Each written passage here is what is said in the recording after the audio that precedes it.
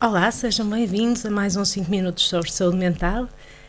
Este mês temos connosco a doutora Margarida Rodrigues, é psicóloga no Serviço de Psicologia da Unidade Local de Saúde do Alto Minho. E este mês e agradeço-lhe a presença, muito obrigada. Muito obrigada eu. Este mês vamos falar sobre a infância. Estamos quase aqui a chegar a um mês em que comemoramos o Dia Mundial da Criança, o final de mais um ano letivo e, portanto, nada melhor do que falarmos sobre as crianças, os jovens Margarida, olhar para a infância e olhar para esta infância com a importância que ela nos merece, no sentido de poder fazer a diferença depois ao longo da vida de cada um de nós, é de facto neste momento se calhar imperativo. Como é que nós podemos, no fundo, fazer esta diferença na vida das nossas crianças e adolescentes? Eu gostava, se calhar, de começar por uma frase que é das minhas preferidas, que diz que a infância é o jardim em que nós vamos brincar quando formos velhos. Eu acho isto extraordinário porque mostra a importância de uma coisa a que normalmente tendemos a nem dar tanta importância porque achamos que é só uma fase, aquilo vai passar e não é tão relevante. Efetivamente, em termos de saúde mental, nós sabemos que a infância é a etapa mais importante para tudo o que vem a seguir. Portanto, se nós tivermos crianças saudáveis, teremos adolescentes mais saudáveis, adultos mais saudáveis, logo idosos também mais saudáveis.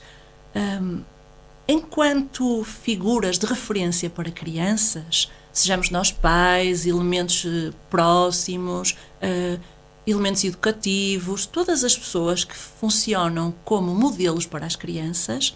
E é importante ressalvar aqui a ideia de que as crianças aprendem por um processo que se chama modelagem, que é o quê? Passa por imitar aquilo que os adultos de referência, os adultos que lhes são significativos, fazem. E eu acho que este é o grande desafio que nós temos no dia-a-dia, é pararmos e pensarmos se nós somos efetivamente um bom modelo para aquela criança. Eu acho muito engraçado porque muitas vezes nós queixamos de que os miúdos não nos ouvem. Certo. E eu gosto muito desta expressão também, que é eles não nos ouvem, mas observam-nos o dia todo. E, portanto, tudo aquilo que nós fazemos, de alguma forma, tende a ser repetido, tende a ser replicado. E, portanto, este é o primeiro desafio, é parar e pensar, eu sou um modelo? E será que sou um modelo efetivo? Será que sou um modelo eficaz para que esta criança cresça bem? E depois aqui entramos em vários... Pois, em vários subdesafios, não é? Exatamente. O mais difícil, eu considero que é a comunicação. Muitas vezes nós temos dificuldade em trabalhar a comunicação com as crianças e com os adolescentes. Porquê? Porque temos muitas vezes também dificuldade em falar sobre nós próprios, sobre aquilo que nós sentimos, e fazemos um trabalho emocional que muitas vezes é lacunar, ou seja, muitas vezes não é aquilo que devia ser. Porque se nós adultos tivermos a capacidade de falar sobre aquilo que sentimos, sobre aquilo que nos frustra, discutir quais foram as estratégias que utilizamos quando tivemos momentos menos bons, nós estamos a modelar o nosso filho, nós estamos a modelar as crianças que nos rodeiam para que sigam padrões como nós seguimos, ok? E é importante partilhar o que são sucessos, o que são insucessos, para que a criança também possa evoluir. Porque é curioso que uma das coisas que toda a gente que faz clínica neste momento se apercebe é que nós cada vez temos mais perturbações da regulação emocional, que é um nome bonito que no fundo representa o quê? Crianças que têm muita dificuldade em lidar com os seus afetos, com as suas emoções e, obviamente, com o seu comportamento. Portanto, que depois uma coisa está ligada à outra, não é? E apoiá-los nesta tarefa, no fundo, é também, vou dizer assim um termo se calhar não muito adequado, mas para percebermos todos, normalizar isto no dia-a-dia. Aquilo que estava a dizer, falar do que corre bem, do que corre menos bem, do que nos deixa tristes, do que nos deixa contentes e trazer isto para o cotidiano da família. Eu gosto muito de dar este exemplo na consulta, que é, os pais vão buscar os filhos à escola, as pessoas vão buscar os filhos, estão com os miúdos e perguntam, então, o que é que comeste? Então, portaste-te bem? Então, Que nota tiveste? É difícil nós adultos estarmos programados para perguntar então, hoje foi um dia bom? O que é que correu bem? O que é que não correu tão bem? Alguma coisa te aborreceu? O que te deixa mais feliz hoje? O que é que te fez mais feliz? O que é que te deixa mais triste? O que é que está mais difícil de gerir na escola? Não é? O que é que está mais difícil de gerir na tua relação com os outros? Como isto não é perguntado, também não é dito. Claro. E ao não ser dito, vai acumulando, e depois temos tudo que é patologia que surge pela acumulação. Ou seja, tudo aquilo que não é trabalhado emocionalmente tem tendência a ir acumulando e chega a determinada altura e, efetivamente, começamos a ter a patologia, a tal patologia de que toda a gente fala cada vez mais na infância e na adolescência, certo? E, portanto, no fundo, estávamos aqui há bocadinho também a falar, antes de entrarmos, não é? Da importância que, se calhar, assume cada vez mais, além deste papel dos pais e dos educadores que estão com as crianças todos os dias, olharmos também para a escola como um contexto de promoção desta saúde psicológica, vamos dizer assim, para os clubes desportivos, onde as crianças também passam muito tempo, as associações, os outros grupos a que pertencem. Portanto, todos, no fundo, temos aqui uma missão muito importante enquanto sociedade de dar valor a este período da nossa vida, porque também já por lá passamos, não é? Exatamente.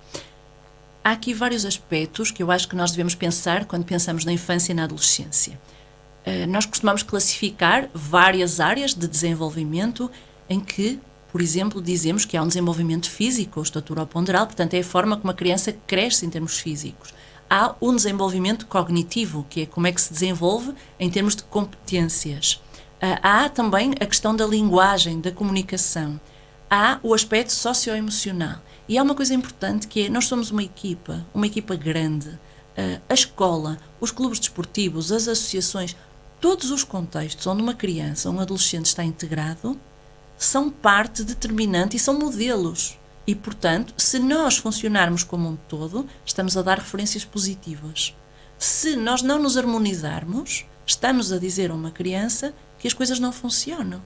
E, portanto, muitas vezes, eu acho que é essencial isto. Isso perdeu-se imenso com o Covid e foi uma coisa muito má. A articulação com as escolas é importante e valorizar o papel de quem está do outro lado. Que muitas vezes não fazemos, temos tendência a criticar primeiro, em vez de, efetivamente, perceber o que está a acontecer. Procurar uma ponte de comunicação. Eu acho que estabelecer, exatamente, Sandra, estabelecer pontos e perceber que nós todos temos que ser um só. E há alguns aspectos que são essenciais, nomeadamente, promover a autonomia das crianças. Nós temos cada vez mais que investir nisto. Promover a autonomia, estabelecer limites, que é uma coisa que é muito difícil e cada vez mais as pessoas têm medo. Eu gosto muito da expressão do estabelecer limites sem drama, que é nós termos a noção de que os limites são securizantes, ou seja, dão segurança. Se eu sei até onde é que posso ir, eu também sei que se me acontecer qualquer coisa, a pessoa está ali. O caminho por onde ando e saber isto à partida é securizante, no fundo. Exatamente, ou seja, muitas vezes as pessoas têm muita dificuldade em estabelecer limite e não têm a noção de que o estabelecimento de limite é das maiores fontes de segurança para um desenvolvimento saudável de uma criança e de um adolescente. Nada pior para uma criança ou um adolescente não saber o que conta quando chega à casa. Não saber o que o espera, não saber quais são as rotinas, não saber quais são os limites e ter a ideia de que pode tudo. Ok? Outro aspecto que eu acho importantíssimo e que também não queria deixar de referir é a questão de aprendermos com as crianças e com os adolescentes e ensinar-lhes o que é que as novas tecnologias podem trazer de bom e de menos bom. Às vezes nós temos a ideia de que um papel punitivo de retirada é positivo e deve ser exatamente o contrário. Deve ser um papel punitivo naquilo que tem que ser e no tipo de conteúdos que tem que ser, e no resto nós temos que trabalhar isto. Nós temos que ver o que é que os nossos filhos veem. Temos que participar naquilo que eles participam. Temos que perceber... Discutir com eles aquilo que está a acontecer. E discutir os riscos, não é? Porque são muitos, assim como também tem muitas vantagens, tudo o que são tecnologias também traz muitos riscos. O que é que acontece? Muitas vezes os próprios adultos optam pelas tecnologias e nós vemos famílias, isto é uma coisa que eu acho muito engraçado. Se nós formos à sala de espera do hospital, nós vemos famílias inteiras, cada um com o seu telemóvel, em que não trocam uma palavra durante todo o tempo que estão à espera. E eu acho que isto é altamente preocupante, porque podia ser tempo de qualidade. E vamos dizer assim, nós estamos sempre a falar no tempo, não é? Tudo se move pelo tempo, mas, objetivamente, o tempo às vezes pode não ser muito, porque as pessoas trabalham, têm imensos compromissos, a escola ocupa imenso tempo dos miúdos, mas há uma coisa que é, quando temos tempo, que seja um tempo de qualidade, que seja um tempo para a promoção de competências emocionais, relacionais e, sobretudo, para que... E partilha de afeto. Se perceba, exatamente, se perceba uma coisa que é o vínculo, a ligação de afeto, que a criança perceba que na sua diversidade é importante e que é amada apesar de todas as coisas que possam não correr tão bem. E isto é uma coisa que eu acho que nós, adultos, temos perdido um bocadinho. Mesmo nas relações. Eu achei giro, porque o vosso último programa era sobre relações de afeto, não é? E eu acho que as relações de afeto são aquilo que pauta tudo aquilo que é importante na infância, na adolescência e na vida adulta. E nós, enquanto adultos, devemos potencializar isto, ou seja, devemos trabalhar os afetos, devemos ter tempo de qualidade, devemos, no fundo, há uma coisa que eu costumo dizer muitas vezes na consulta, é, nós devemos usufruir.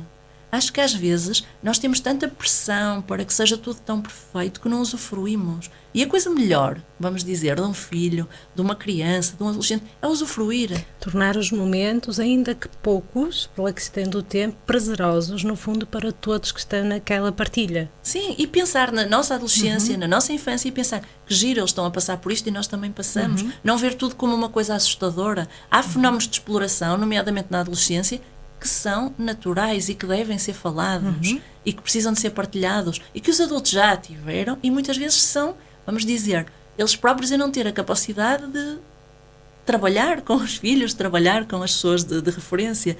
Portanto, eu acho que se tivéssemos que deixar assim uma mensagem é usufruam. A infância e a adolescência é incrível, é uma fase maravilhosa. Se nós tivermos disponibilidade mental, aprendemos imenso. Aprendemos imenso sobre a vida, sobre a morte, sobre tudo. Sobre o que é importante, no fundo. Sobre o que é importante. Sobre o que é importante, que é isto que vai marcar todo o processo de desenvolvimento das crianças e futuros adultos. Exatamente. Margarida, para rematar, alguma mensagem finalíssima? Olha, eu gosto muito de uma expressão que diz que é mais fácil nós criarmos crianças fortes do que reparar homens destroçados. Eu adoro isto porque acho que é assim, quem faz clínica sabe que a maior parte das patologias surgem, efetivamente, a partir da infância e da adolescência. E é muito giro nós pararmos e pensarmos que podemos prevenir a maior parte das patologias se agirmos de uma forma diferente com quem está à nossa volta.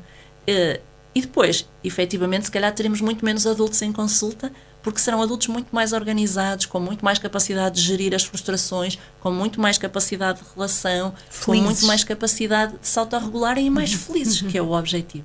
Exatamente. Margarida, muito obrigada. Muito obrigada eu. Por esta partilha.